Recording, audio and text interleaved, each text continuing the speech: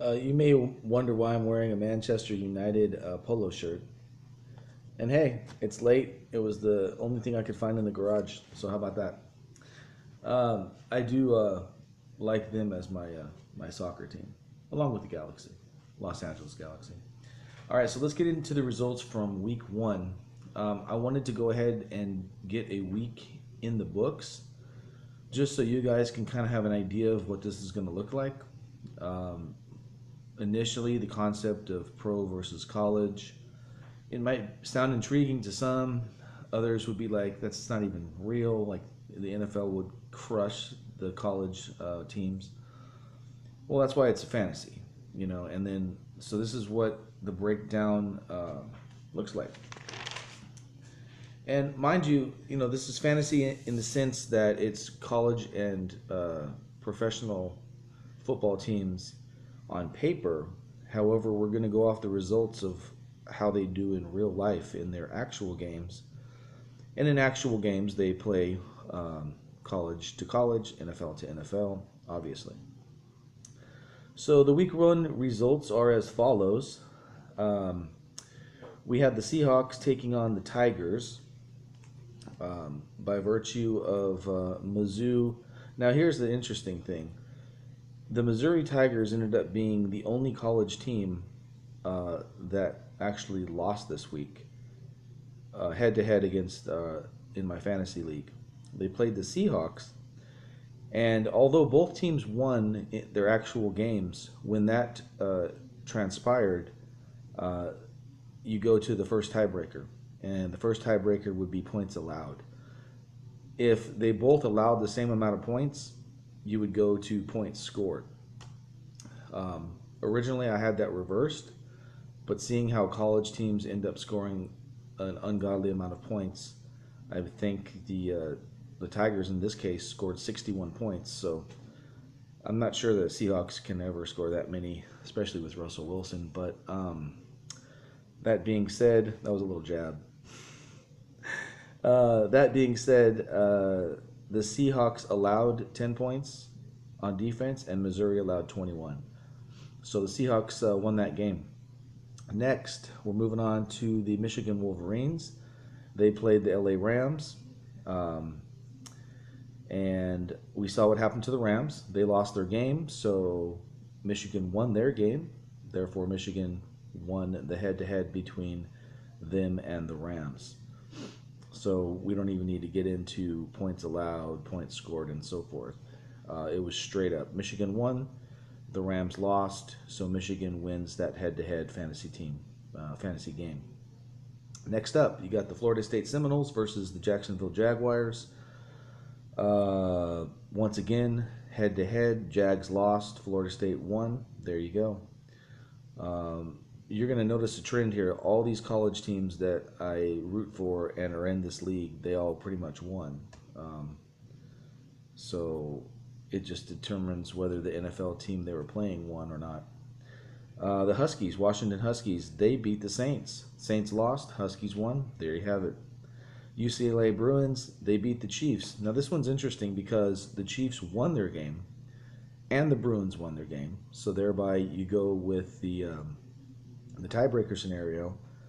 This was the closest of all. The Bruins allowed 21 points and the Chiefs allowed 27.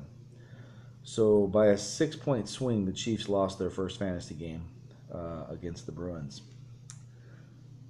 But I'll get to the power rankings after this in a minute, and we'll see something interesting. LSU Tigers, they beat the Tennessee Titans. Titans lost, LSU won. Simple as that. And those were the 12 games, or the 12 teams and the 6 games. So getting to the power rankings,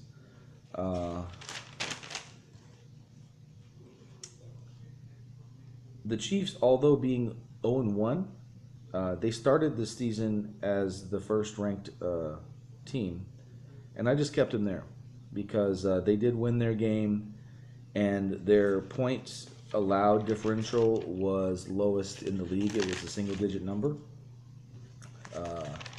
You had point differentials of 21, 11, 14, 19, and 12 among the other games that were played. So I kept the Chiefs where they were. Um, people could say the Seahawks should be there, but we'll see. Maybe next week will be different. But I still think overall the Chiefs are a stronger team currently than the Seahawks, which are number 2. Number 3, I have the Seminoles at 1-0. 4, the Wolverines of Michigan, 1-0. 5, the Washington Huskies at 1-0. 6, UCLA Bruins, 1-0. 7, the LSU Tigers, 1-0. And then we move into the teams that did lose their fantasy matchups. You have number 8, the Saints, 0-1. Number 9, the Jags, 0-1. Number 10, the Missouri Tigers, 0-1. Number 11, the Jacksonville Jaguars, 0-1. And they're at the cellar, number 12, the LA Rams at 0-1. The Week 1 winner of having the best division would be hashtag Team New Era, which is the NFL West. So you have the Chiefs, the Seahawks, and let's see, Chiefs, Seahawks, and Rams. Even though well, you know what? I might need to change that because I did this before the Rams game was over. Rams just dropped to 12th in the power rankings. So you have 1, 2, and 12. 3 plus 12, that's 15. Let's see with the Seminoles. So let's go to the Wolverines, Huskies, and Bruins. 4, 5, and 6.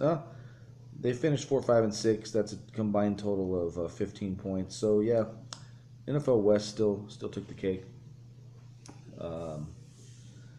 The Seminoles, 3. You had the Tigers, yeah. So okay, so the NFL West, and then Week 1 winner of Pick'em was myself, since I was the only one playing. I picked all these games, the winners. I picked them all before they actually played, and I went 6-0. So you're just gonna have to take my word on that one. Going forward, however, there's going to be a couple chances to win prizes. You can either lock into a team for the entire season if you want to do that. Say you like the Chiefs, you want to ride out with the Chiefs. I have Week 2 matchups. The Chiefs take on the Tigers. The Seahawks take on the LSU Tigers. Chiefs were playing Missouri. You got the Saints playing the Bruins. The Washington Huskies playing the LA Rams, the Michigan Wolverines playing the Jacksonville Jaguars, and the Florida State Seminoles playing the Titans. So once again, these teams are all playing each other on paper, but the results of the real games is what matters. And you can win straight head up. Your team, the Chiefs, wins head up, then you're good. If the other team, the Missouri Tigers, loses, you win. So you can either ride out with the team that you like, or you can go ahead and choose one of the hashtags, the Team New Era, the Team Adidas, Team Nike, or Team Reebok, and then you get 3 chances to win, or lose for that matter.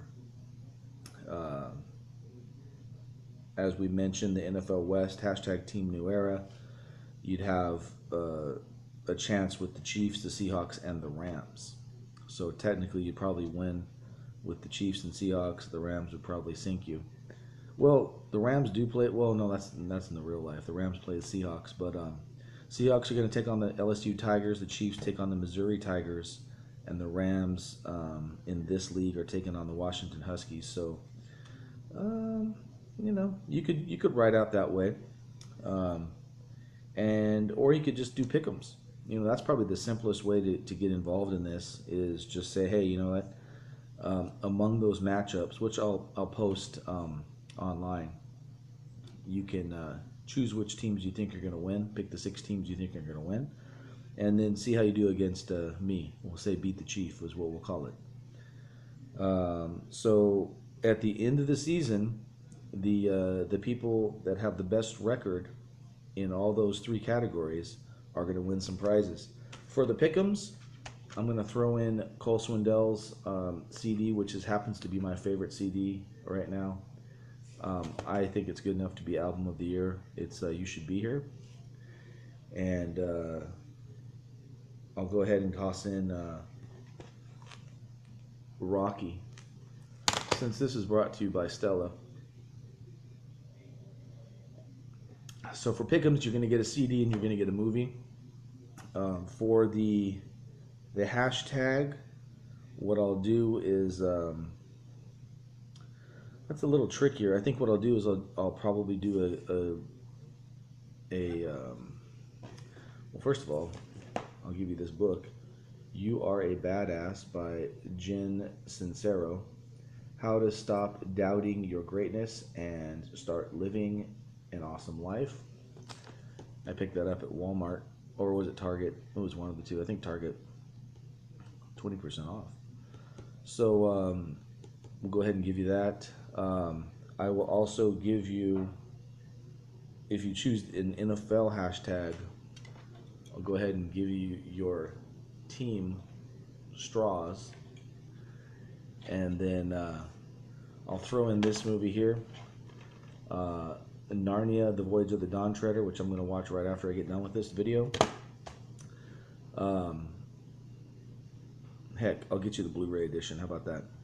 So you get a book, you get the straws, and you'll get a $25 gift card to Buffalo Wild Wings. And then for the person that ends up with the highest or the best record, and then your team obviously wins the championship, I've got this bad boy waiting for you. This is 30 for 30 ESPN. This is the season 2, I think it is. Yeah, season 2, films 31 through 60. I'm going to keep this in its packaging. I'm not going to watch it. And there you have it. Let me tell you, you got the Youngstown Boys, the U Part 2 of Miracles and Men, I Hate Christian Leitner, Bad Boys, The Day the Series Stopped, the World Series with that earthquake, Hawaiian, The Legend of Eddie Cow, You Don't Know Bo Jackson, Ghost of Ole Miss, Surviving Advance, that was a good one. I watched that about Jimmy V. Yeah, I think that was about Jimmy V. So, and then There's No Place Like Home.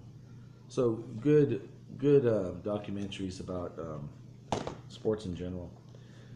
And then you'll have bragging rights, obviously. And maybe we'll see if I can, if you're local, we'll see if we can do maybe a meet and greet and catch a game or something.